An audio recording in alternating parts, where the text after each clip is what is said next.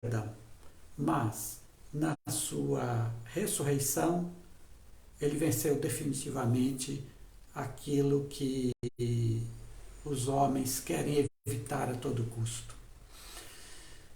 Na ressurreição, ele venceu a morte. O apóstolo Paulo diz na sua primeira carta aos Coríntios, capítulo 15, versículos 54 e 55, o seguinte: quando, porém, o que é corruptível se revestir de incorruptibilidade e o que é mortal de imortalidade, então se cumprirá a palavra que está escrita: a morte foi destruída pela vitória. Onde está, ó morte, a sua vitória? Onde está, ó morte, o seu aguilhão? Veja que aqui nesse texto o apóstolo Paulo diz que a morte foi destruída pela vitória. Algumas considerações aqui. A morte foi destruída. O texto original, ele fala de engolida, tragada. E esse é o termo no original. Claro que na tradução fica meio sem sentido. A morte foi engolida pela vitória. Então a morte foi destruída pela vitória. É uma tradução boa, que trabalha o sentido do texto. Mas a palavra lá é engolida. A morte foi engolida pela vitória. Esse engolir, esse tragar, significa que não está mais aí. Não está mais aí. Quando a gente assistia aqueles filmes de Bang Bang, que o sujeito ia lá no bar e ele dizia: dá um trago aí, né? Esse trago é algo que ele vai beber de uma só vez, é algo que ele vai engolir. E significa que o trago entra para dentro e acabou. Dessa forma, também, a morte foi engolida pela vitória, ou seja, ela se perdeu, ela foi destruída, ela não tem mais poder. Agora, foi engolida pelo quê? Pela vitória. Vitória de quê? A vitória sobre ela e sobre tudo e todos, a vitória de Cristo. A ressurreição de Jesus demonstra a sua vitória. E assim como Cristo ressuscitou, ele também ressuscitará os que nele confiam no futuro. Desta forma, a morte será completamente derrotada, engolida pela vitória de Jesus, pela vitória do Senhor, pela vitória de Cristo. Agora, Paulo diz que, quando ele fala a morte foi engolida, destruída pela vitória, ele diz que isso está confirmando uma palavra que já estava escrita. Que palavra é essa? Aí a gente tem que ir para o livro de Isaías, capítulo 25, versículos de 6 a 9, aquele que vai falar da morte ser engolida está no versículo 8, mas eu vou ler Isaías 25, do 6 ao 9, que é o texto de referência do apóstolo Paulo. Diz Isaías, o profeta: neste monte o Senhor dos Exércitos preparará um farto banquete para todos os povos, um banquete de vinho envelhecido, com carnes suculentas e o melhor vinho. Neste monte ele destruirá o véu que envolve todos os povos, a cortina que cobre todas as nações. Destruirá a morte para sempre. O soberano, o Senhor, enxugará as lágrimas de todo o rosto e retirará de toda a terra a zombaria do seu povo. Foi o Senhor quem o disse. Naquele dia dirão: este é o nosso Deus, nós confiamos nele e ele nos salvou. Este é o Senhor, ou seja, Yahvé. Este é Yahvé. Nós confiamos nele, exultemos e alegremo-nos, pois ele nos salvou. Veja aqui esse texto bonito de Isaías.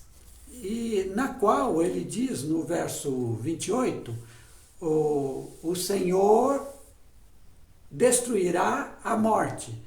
Novamente, no texto hebraico de Isaías, a palavra não é destruir, a palavra é engolir.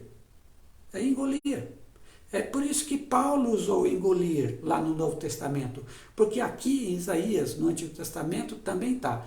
O Senhor vai engolir a morte para sempre. Ou seja, vai ter um momento na história, na existência humana, em que a morte vai acabar. A morte vai morrer. Vai haver um momento em que ela não existirá mais. Morte será apenas uma lembrança daqueles que lá estiverem. A morte não existirá mais. Agora, o que mais diz o texto de Isaías? Diz que o Senhor, Yahvé, ele dará um grande banquete para todos os povos. Veja, como é que termina esse negócio da morte? Como é que a morte é colocada para trás, definitivamente?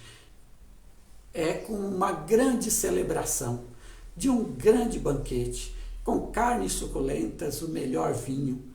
E nessa celebração, essa celebração será para todos os povos. Todas as nações, não é só o Israel do Antigo Testamento.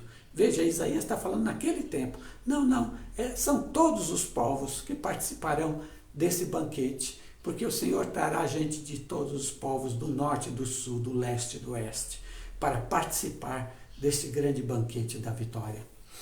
Ele enxugará as lágrimas das pessoas, porque a vida que foi sofrida, foi de lágrimas, ele enxugará as lágrimas. Cessou também a dor. Junto com a morte, cessou também a dor, o sofrimento, a doença. Cessou, terminou, ficou para trás. Foram vencidos pelo Senhor na sua vitória. E mais, ele retirará a zombaria que muitas vezes houve sobre o seu povo. E o povo exultará, se alegrará em Deus, em Yahvé, o Salvador, aquele que salvou. É isso que Isaías diz. A morte definitivamente vai acabar, ela não existirá mais. Agora voltando ao texto do apóstolo Paulo, mediante a ressurreição de Jesus e a ressurreição dos seus no final dos tempos, mediante essa ressurreição, Paulo faz um desafio à morte. Olha, eu vejo assim, é quase que como um deboche para a morte. E Paulo faz duas perguntas para a morte, para que ela responda. Mediante tudo isso, mediante a vitória de Cristo, mediante o fato de que um dia a morte vai ser engolida pela vitória, pelo Senhor Deus. A primeira pergunta de Paulo é: onde está, ó morte, a tua vitória? A morte não é a vencedora definitiva das vidas humanas. Não é. Não será. O ser humano viverá depois da morte. O ser humano terá existência plena depois da morte. A morte não vai vencer. A morte vai perder. A morte não mais existirá. Essa condição de morte um dia vai passar. Vai passar. Já passou em relação a Cristo. Vai passar em direção a todas as outras pessoas. Então, onde está, a morte, a tua vitória? Não tem. Não tem. A morte não tem vitória nenhuma. E a segunda pergunta de Paulo: onde está, a morte, o teu aguilhão? Agora vamos entender o que é aguilhão. Aguilhão, naquele tempo, era uma vara que tinha uma ponta de ferro. E eles usavam essa vara para tanger o gado, para guiar o gado.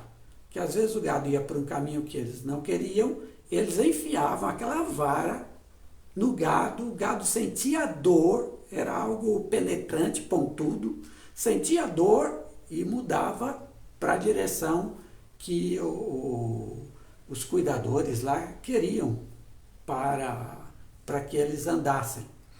Era ou quando, por exemplo, o gado ele arava a terra, ele carregava o arado, e eles queriam que o gado andasse mais rápido, né, o boi, enfiavam aquele aguilhão. O boi sentia a dor do aguilhão e caminhava mais rapidamente no arado. Então, o aguilhão era um instrumento para provocar dor. Era um instrumento de medo para os animais e que eles usavam. Aí Paulo pergunta, onde está, ó morte, o teu aguilhão? Paulo se referia a esse medo que os seres humanos têm da morte, e esse medo como forma de viver mal. Porque às vezes esse terror da morte, esse medo da morte, faz com que as pessoas vivam mal, em estresse, em ansiedade, em angústia, tantas e tantas vezes. Paulo diz, onde está esse poder de matar, de prejudicar? A morte perdeu seu poder de ferroar, de fazer doer a vida, porque ela será superada pela própria vida.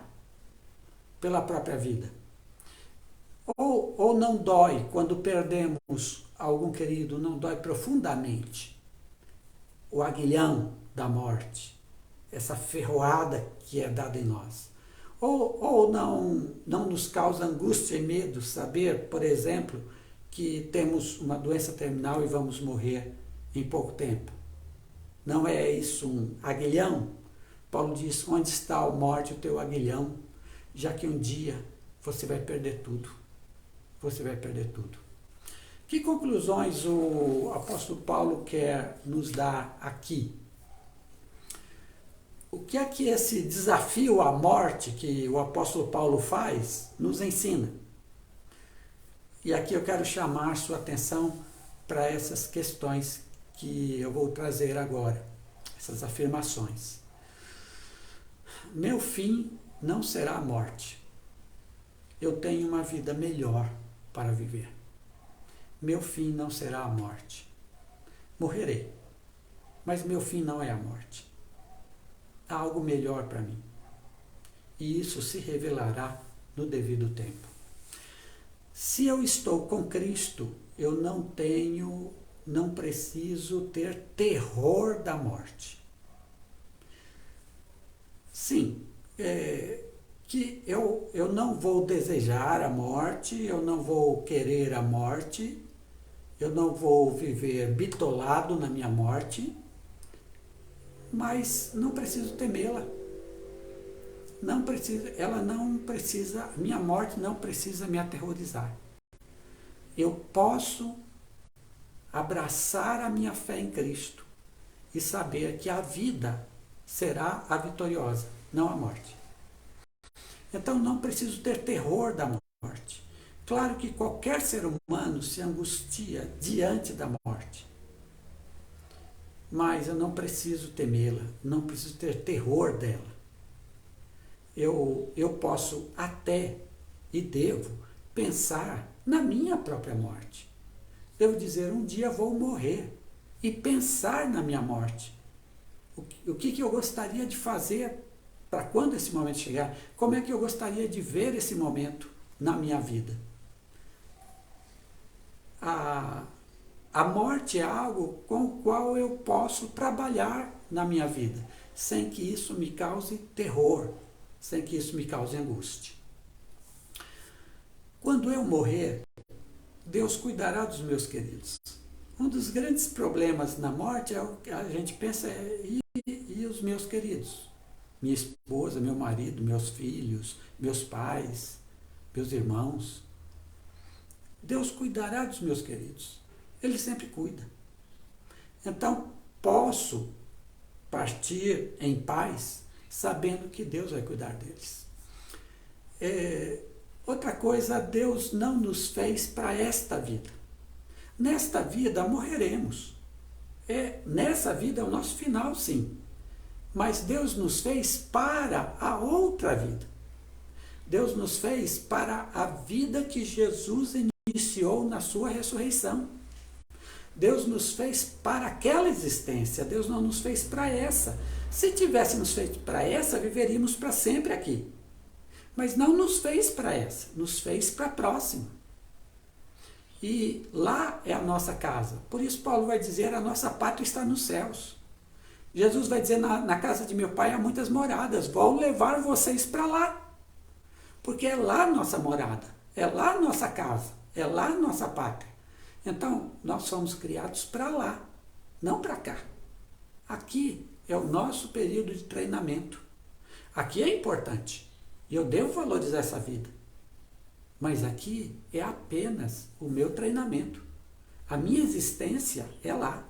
A minha maior existência é lá. Tudo isso, a certeza de que vamos superar a morte, que vamos ressuscitar, que vamos viver a nova vida e uma vida melhor, tudo isso vem a nós de graça pela morte e ressurreição de Jesus Cristo.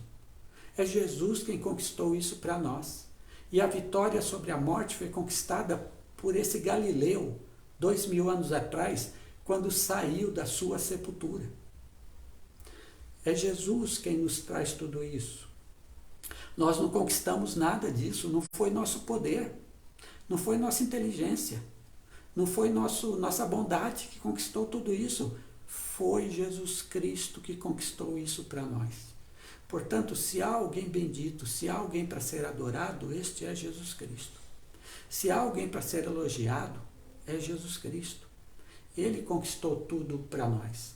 Por isso, hoje, dia de Páscoa, celebre esta Páscoa com fé, com gratidão, com alegria e com esperança.